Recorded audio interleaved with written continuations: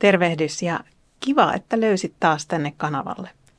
Tänään seurataan rauhallista ja kodikasta talvipäivää täällä meillä kotona. Aamupäivisin yritän saada yleensä vähän siivottua ja järjesteltyä ja tänään oli aika vaihtaa myös lakanat. Pakkanen on ollut täällä etelässäkin kireää ja päätin viedä täkit ja tyynyt parvekkeelle raikastumaan kunnon kylmä kylpyy. Aurinkokin on uskaltautunut esiin ja sen myötä ulkona kuuluivat ensimmäiset lintujen äänet. Lomatteko?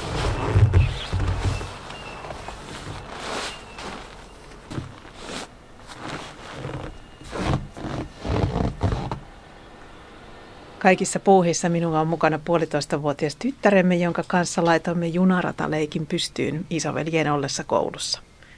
Meillä ei ole vielä hänelle hoitopaikkaa, vaan järjestelemme miehen kanssa työvuorojamme niin, että voimme hoitaa nuorimmaista toistaiseksi kotona. Päivät kuluvat pitkälti hänen tahdissaan.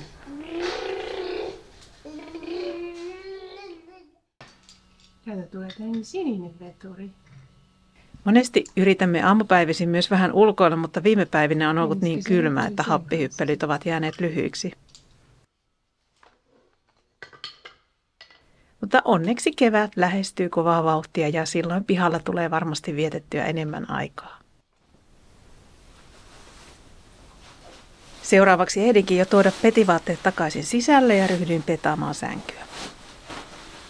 Hiljattain tein sellaisen muutoksen, että luovuin päiväpeitteen käytöstä ja hankin ison 2 hengen untuvatäkin tekemään päiväpeiton virkaa. Sen alla on vielä meidän molempien omat täkit. Mies tykkää 11 kilon painopeitostaan ja minulla on kevyempi täkki. Lopputulos on joka tapauksessa ihanan muhkea ja tässä sängyssähän nukkuu öisin 3 ihmistä, sekä taapero tuntuu pysyvästi vallanneen paikan välissämme. Sitten saapuivat ruokaostokset. Yleensä tilaan ne kerran viikossa ovelle ja käyn vain hakemassa pienempiä täydennyksiä lähikaupasta viikon mittaan. Reilun 10 hinta on mielestäni varsin kohtuullinen korvaus siitä, ettei kenenkään perheestä tarvitse kuluttaa montaa tuntia markettireissuun. Kun verkkokauppaan kerran luo suosikkituotelistansa, jota hieman muokkaa tarpeiden mukaan, homma alkaa hetken kuluttua rullata kuin itsestään. Ainoa haittapuoli, jonka tästä keksin, on se, että ruokalista on viikosta toiseen yleensä melko samannäköinen, mutta toisaalta näyttäkää minulle se lapsiperhe, jossa ei näin olisi. Totta kai esimerkiksi viikonloppuisin tulee tarkemmin mietittyä ruokaa ja sitä varten sitten käydään erikseen hakemassa raaka-aineet kaupasta. On kuitenkin mukava tietää, että jääkaapissa on aina viikkokuljetuksen tuomana tietyt perustuotteet.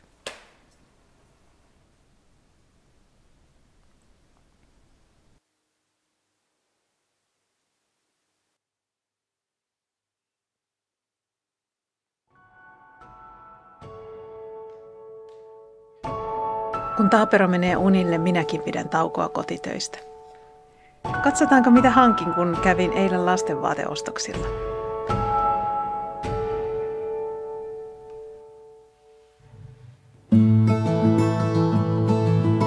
Tämä huppari ja siihen kuuluvat housut ovat Popilta ja toinen asu Lindexiltä.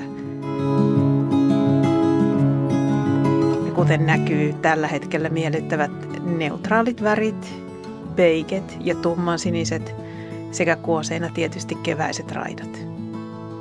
Menen aika maltillisella linjalla näissä lasten vaateostoksissa. Yritämme pärjätä mahdollisimman pienellä määrällä vaatteita. Toisaalta en jaksa hirveästi käydä esimerkiksi second hand ostoksilla etsimässä vaatteita lapsille. Pistän nämä vielä pesuun ennen käyttöä. Ostosreissulla löysin myös jotain pientä itselleni talvialesta.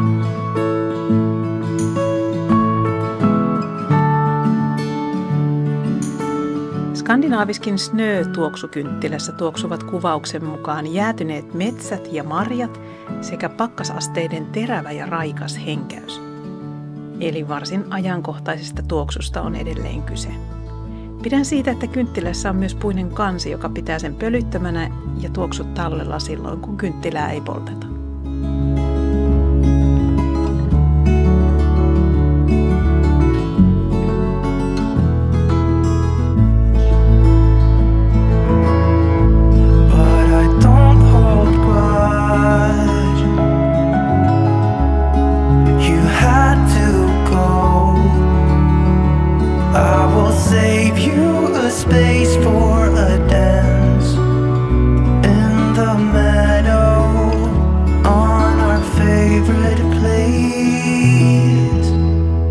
spring is coming.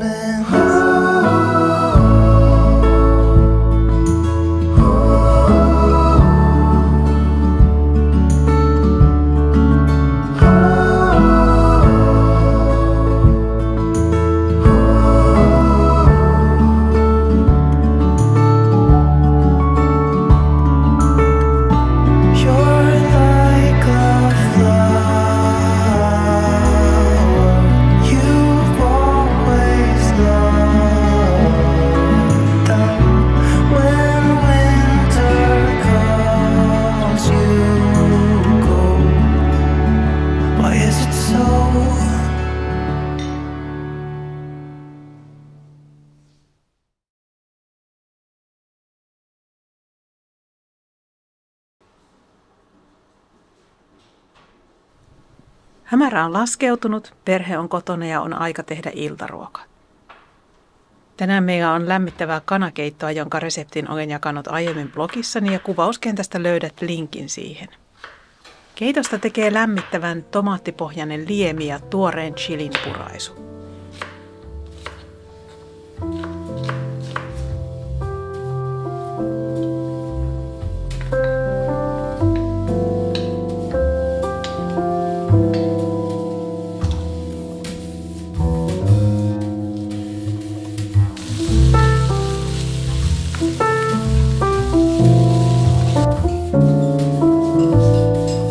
Peruna, sipulit ja chili pilkotaan ja niitä kuulotetaan ensin hetki öljyssä ennen kuin liemi lisätään.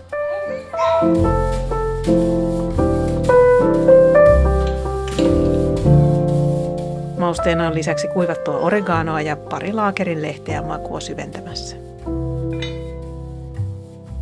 Laitoin jo aiemmin päivällä taikinan kohoamaan focaccia varten. Tämä resepti on peräisin Annin uunissa blogista ja linkki löytyy niin ikään videon kuvauksesta.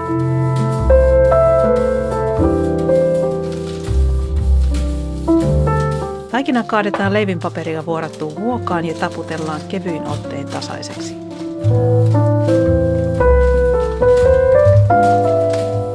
Se sivellään reilusti oliiviöljyllä, minkä jälkeen focaccian annetaan vielä kohota peiteltynä liinan alla parikymmentä minuuttia.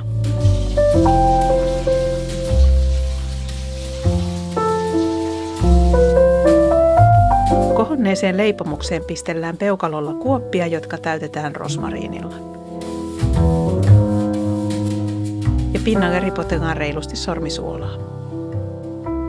Paistetaan 225 asteessa 20–25 minuuttia, kunnes pinta on kullanruskea. Keittoon lisätään vielä loppuvaiheessa paistetut kanat ja pilkotut kukkakaalit, jotka saavat hautua kannen alla pehmeiksi.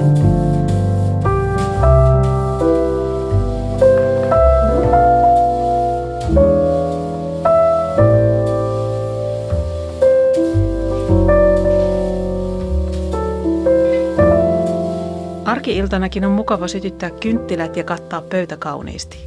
Omat lounaani saatan joskus hotkaista keittiösaarekkeen ääressä seisten tai jopa auton ratissa, mutta haluan, että perheen yhteiset ateriat nautitaan kuitenkin joukolla ruokapöydän ääressä istuen.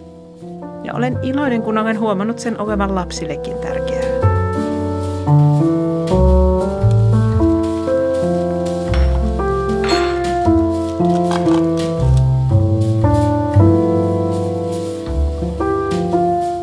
Keitosta tuli ehkä hieman liian tulista tällä kertaa, joten olkaa varovaisia sen chilin kanssa. Mutta focaccia onnistui oikein hyvin ja teki kauppansa niin teinille kuin taaperolle.